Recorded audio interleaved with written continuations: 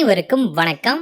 இந்த வீடியோ பகுதியில நம்ம பார்க்க போறது பஞ்சபட்சி சாஸ்திரத்தை பத்தி நம்ம பார்க்க போறோம். அதாவது பஞ்சபட்சி ஒருத்தனுக்கு தெரிஞ்சிச்சுன்னா இந்த உலகில அவனை எவனாலையுமே வெல்ல முடியாது. அப்படிப்பட்ட ஒரு அற்புதமான கலையான பஞ்சபட்சி பத்தி இன்னைக்கு வீடியோல நம்ம தெரிஞ்சுக்க போறோம். ஆயக்கலைகள் 64. இந்த 64 கலைகள் தான் இந்த உலகத்திலே ரொம்ப ரொம்ப சக்தி வாய்ந்த கலைகள்னு சொல்லப்படுது. இந்த ஆயக்கலைகள் 64 கலைகளை தெரிஞ்சவங்களை யாராலையுமே வெல்ல முடியாது. ஆனா ஒரே மனிதரால 64 கலைகளும் கத்துக்க முடியுமா அப்படின்னு கேட்டீங்கன்னா கத்துக்கிட்டவங்களும் இருக்கிறாங்க அப்படின்னு சொல்லப்படுது. 64 கலைகளுமே அவ்வளவு சிறந்த கலைகளா அப்படின்னு கேட்டீங்கன்னா அப்படிலாம் கிடையாது. ஒவ்வொரு கலைகளும் ஒவ்வொரு விதத்துல மாறுபாடு அடையும். இதுல ஒரு 3 கலை மட்டும் ஒருத்தனுக்கு தெரிஞ்சா அவனை வெல்ல யாராலும் முடியாது அப்படின்னு சொல்லப்படுது. ஏன் அவ்வளவு சிறப்பானதுன்னு கேட்டீங்கன்னா இந்த கலைகள் நேரடியா சிவபெருமானால் நமக்கு கொடுக்கப்பட்ட கலைகள்லயே ஒன்றான கலைகளும் இதுல அடங்கும். அது என்ன 3 கலைகள் அப்படின்னு கேட்டீங்கன்னா, 1 உடலுறவு கூடக்கூடிய இந்த கொக்கரக்க கலை நம்ம சொல்லிய காமசூத்ரா, இது ஓரியன்டடு. 2வது சரக்கலை. இது பாத்தீங்கன்னா நம்மளோட மூச்சு பயிற்சி, நம்ம மூச்சு காற்றை வைத்தே நம்மளோட எதிரி நம்மளுக்கு நடக்கிறது என்ன நடக்க போகுது அப்படின்னு தெரிஞ்சுக்கிறது தான் சரக்கலை. இது 2வது. 3வது என்னன்னா பஞ்சபட்சி மட்டும் உங்களுக்கு தெரிஞ்சிச்சு அப்படின்னா உங்களுக்கு அடுத்து என்ன நடக்க போகுது அப்படின்னு உங்களுக்கு தெரியும். ஒருத்தர் உங்ககிட்ட பேச வராங்க அப்படின்னா அவர் எதுக்காக வந்திருக்காங்க, என்ன நினைச்சிட்டு வந்திருக்காங்க, என்ன பேச போறாங்க, அவங்களுடைய இறந்த காலம் எப்படி இருந்துச்சு, நிகழ்காலம் எப்படி இருக்கு, வருங்காலம் எப்படி இருக்குன்னு தெரிஞ்சுக்கலாம். இன்னும் சொல்லப்போனா அடுத்தது உங்களுக்கு என்ன நடக்க போகுது. இப்ப நீங்க ஒரு ஷேர் மார்க்கெட்ல இருக்கீங்க, ஒரு ட்ரேடிங்ல இருக்கீங்க. நீங்க போட்ட ட்ரேடிங் உங்களுக்கு வெற்றி கிடைக்குமா இல்ல தோல்வி கிடைக்குமா, இதுல நீங்க இந்த ஷேர் ட்ரேடிங்ல பணத்தை போடலாமா இல்ல இப்ப ஒரு ட்ரேடு பண்ணலாமா அப்படிங்கிற ஒரு அற்புதத்தை நம்ம இந்த கலை மூலமா நம்ம பாத்தீங்கன்னா பஞ்சபட்சி கலையோட ஒரு ஓவர் வியூ பார்க்க போறோம். ஏன்னா இப்ப இருக்கக்கூடிய காலகட்டங்கள் அது பழைய வீடியோ ஆயிடுச்சு, நிறைய பேர் அதெல்லாம் பார்த்திருக்க மாட்டீங்க அப்படின்னு நினைக்கிறேன். அதனால பஞ்சபட்சினா என்ன, அதை பத்தி எப்படி செயல்படும், இதனால நம்ம எதிரிகளை அழிக்க முடியுமா, நம்ம எதிர்காலத்தை தெரிந்து கொள்ள முடியுமா அப்படிங்கிற சில முக்கியமான வரைமுறைகளை மட்டும் இந்த பஞ்சபட்சியில தெரிஞ்சுக்க போறோம். பஞ்சபட்சினா என்ன, இது எப்படி பார்ப்பாங்கிற எல்லாத்தையுமே உங்களுக்கு சொல்றேன். முதல்ல பஞ்சபட்சி சாஸ்திரம் அப்படிங்கிறது என்னன்னா, பச்சிங்கிறது பறவை, அதாவது பஞ்சங்கிறதுனா 5 பட்சிகள், 5 பறவைகளை அடிப்படையா கொண்டதான் இந்த பஞ்சபட்சி கலை. இந்த சாஸ்திரத்தை மூலமா எதிர்காலத்துல நடக்கக்கூடிய செயல்களை நம்மளால முன்கூட்டியே கணிக்க முடியும். ஒரு செயல் செய்யும் போது அது நல்ல விஷயமா முடியுமா, நல்ல நேரத்துல நடக்குமா அப்படின்னு தெரிஞ்சுக்கிறதுக்கு. இன்னும் உங்களுக்கு கொஞ்சம் மாத்தி சொல்லணும்னா நல்ல நேரம் கெட்ட நேரம் அப்படிங்கறத எல்லாம் கேள்விப்பட்டிருப்பீங்க. கடவுள் இல்லை அப்படின்னு சொல்றவங்க கூட பாத்தீங்கன்னா நேர காலம் அப்படிங்கறத ஒத்துக்க ஆரம்பிச்சிட்டாங்க. எனக்கு நேரமே சரியில்லடா, நான் தொட்டது எதுவுமே உருப்பட மாட்டேங்குது அப்படிங்கிற வார்த்தை நிறைய பேர் சொல்லியிருப்பாங்க. எனக்கு நல்ல நேரம்டா, தொட்டதெல்லாம் தொலைங்குது அப்படின்னு சொல்லுவாங்க. நேரத்தை அந்த அளவுக்கு நம்புவோம். அந்த நேரத்தையே நமக்கு தகுந்தாற் போல மாற்றிக்கொள்ளக்கூடிய சக்தி இந்த பஞ்சபட்சிக்கு இருக்கு. அதாவது ஒரு மனிதனுக்கு எவ்வளவு கெட்ட நேரம் இருந்தாலுமே அதுல ஒரு சின்ன நல்ல நேரம் இருக்கும். அந்த நல்ல நேரம் எதுன்னு தெரிஞ்சு அதுபடி செயல்படுறதுதான் இந்த பஞ்சபட்சி. இந்த பஞ்சபட்சியில பாத்தீங்கன்னா நிறைய பேர் வெறும் பட்சி அந்த டைம் டேபிள் மட்டும் தெரிஞ்சு நம்ம பண்ணா நடந்துரும் நினைக்கிறாங்க. கிடையவே கிடையாது. உங்களுக்கு இந்த பஞ்சபட்சி சித்தி ஆகுனா உங்களுக்குன்னு தனிப்பட்ட மந்திரம் இருக்கும், உங்களுக்குன்னு தனிப்பட்ட அந்த இறகுகள் இருக்கும், உங்களுக்குன்னு தனிப்பட்ட எந்திரம் இருக்கும். இந்த 3ஐயும் வைத்து நீங்க பார்க்கும்போது மட்டும்தான் இது செயல்படும். அதை நீங்க தெளிவாய்க்கோங்க. இதை வச்சு நம்மளோட வாழ்க்கையை முன்னேற்றத்துக்கு பயன்படுத்தலாம். எப்பேற்பட்ட எதிரிகளையும் அவங்களோட சூழ்ச்சியிலிருந்து தப்பிக்கலாம், அவங்கள வெற்றி கொள்ளவும் முடியும். இது பஞ்சபட்சியோட மிக அற்புதமான விஷயம். இந்த பஞ்சபட்சி எப்படி உருவாச்சுன்னு கேட்டீங்கன்னா, சிவபெருமான் ஒரு முறை பார்வதி தேவிக்கு குறிப்பிட்டாரு. புராணங்களே இது குறிப்பிட்டிருக்குங்க. பஞ்சபட்சி பாத்தீங்கன்னா சிவபெருமான் நேரடியா பார்வதி தேவிக்கு அற்புதமான கலை அப்படின்னு சொல்லியிருக்காரு.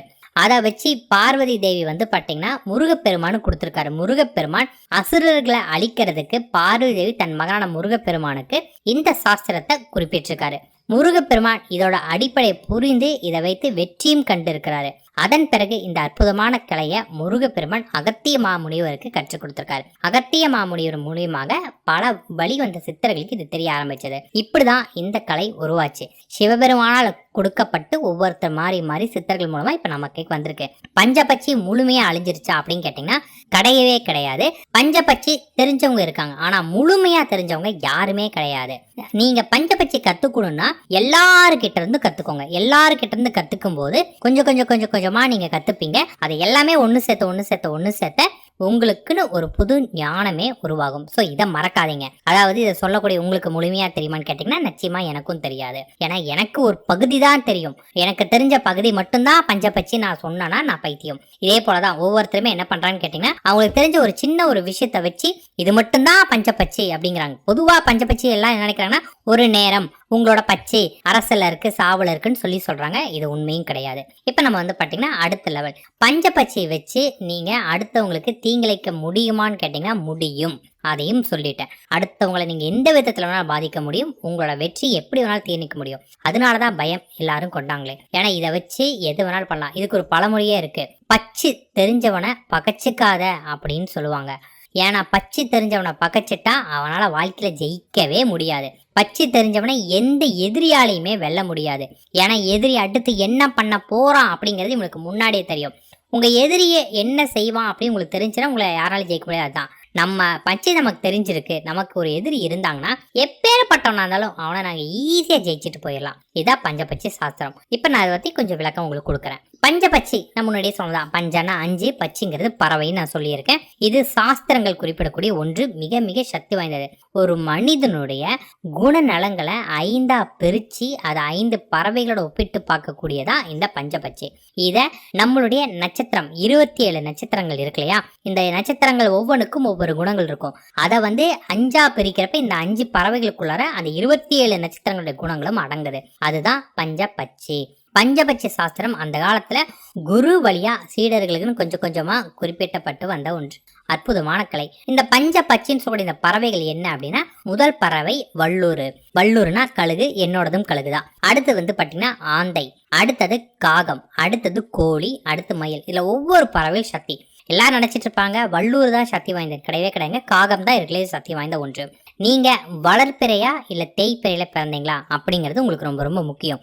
ஏன்னா வளர்ப்பிறையில பிறந்தீங்கன்னா உங்களோட பச்சை மாறும், தேய்ப்பிறையில பிறந்தீங்கன்னா உங்க பச்சை மாறும். இதுக்கும் வித்தியாசம் இருக்கு. அதனால முதல்ல நீங்க அதை தெரிஞ்சுக்கணும். வல்லூர் பச்சை, அதாவது வல்லூரா இருக்கிறவங்க என்னென்ன நட்சத்திரங்களை பிறந்தவங்களா இருப்பாங்க கேட்டீங்கன்னா அஸ்வினி, பரணி, கிருத்திகை, ரோகிணி, மிருகஷிரம். இந்த நட்சத்திரத்துல பிறந்தாங்கன்னா வல்லூருக்கு பச்சைக்கு சொந்தமானவங்களா இருப்பாங்க. எனக்கு நட்சத்திரமே தெரியலீங்க அப்படின்னா ஆ ஆ ஔ இந்த எழுத்து உங்க பெயரோட முதல் எழுத்தா இருந்தாலும் உங்களுடையது வல்லூர் தான். இது வந்து பாத்தீங்கன்னா வளர்ப்பிறையா தேய்ப்பிறையான்னு மாறும்போது அப்படியே ஆப்போசிட் ரிவர்ஸ்ல இருந்து வரும். அதையும் புரிஞ்சுக்கோங்க. இதுவே நீங்க திருவாதிரை, புனர்பூசம், பூசம், ஆயில்யம், மகம், பூரம் நட்சத்திரத்துல பிறந்தீங்கன்னா உங்களுடைய பச்சை உங்களுடையது ஆந்தை.